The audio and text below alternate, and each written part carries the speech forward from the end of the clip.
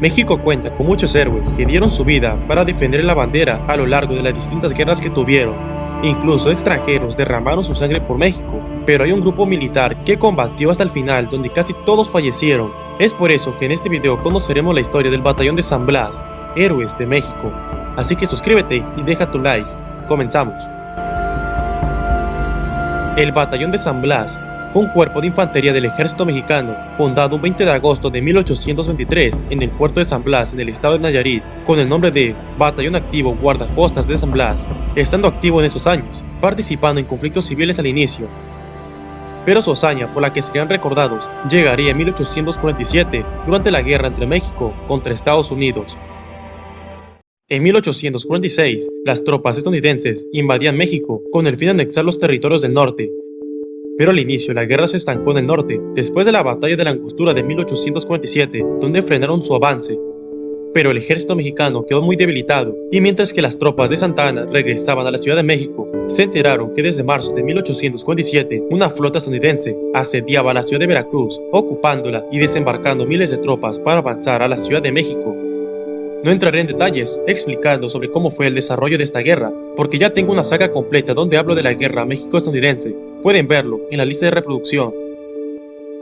El caso es que tras la toma de Veracruz siguieron su avance, y entre abril a septiembre de 1847 derrotarían al ejército mexicano en las batallas de Cerro Gordo, siendo este combate donde participaría el Batallón de San Blas, sufriendo varias bajas tras la embestida de más de 9,000 estadounidenses.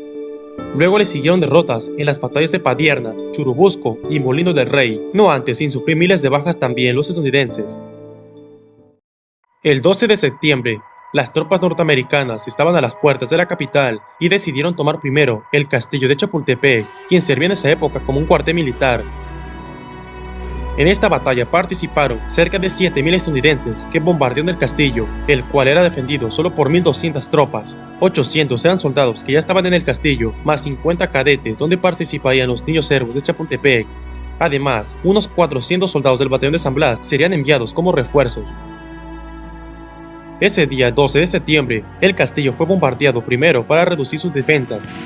El día 13 de septiembre comenzó nuevamente un bombardeo desde los primeros rayos del sol hasta las 8 de la mañana, pero en ese momento se dejó de bombardear y dieron la señal para iniciar el asalto final al castillo. Es en este momento en la que cientos de estadounidenses se lanzaron a la carga a tomar Chapultepec, escalando los cerros y la entrada principal. Literalmente parecía la escena del Señor de los Anillos cuando defendían el abismo de Hell, pues eran miles de estadounidenses contra unos pocos defensores, que para el momento del asalto final habían menos de 800 mexicanos defendiendo el castillo, ya que habían sufrido muchas bajas por el bombardeo del día anterior. En ese momento que los estadounidenses comenzaron a escalar hacia el castillo, fueron recibidos por una fuerte descarga de fusil, sufriendo muchas bajas.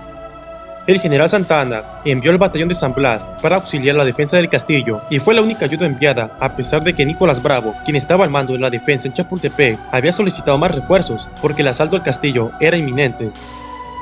Pero es que también Santa Anna estaba con parte del ejército repeliendo otro ataque en la entrada del bosque de Chapultepec, al oriente del cerro, pues recordemos que tras la derrota en Padierna, Churubusco y Molino del Rey, la capital y en la zona del castillo estaba rodeada y ocupada por los invasores.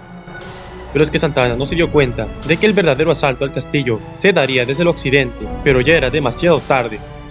El batallón de San Blas, con solo 400 hombres, al mando del coronel Felipe Santiago Xicontecal, se enfrentaron al pie del cerro contra las divisiones del general Ward, Kingman y Pillow y evitaban que entraran al castillo, luchando cuerpo a cuerpo y a bayoneta, pero eran superados como 8-1 en número de soldados, y aquí la mayoría del batallón de San Blas murió.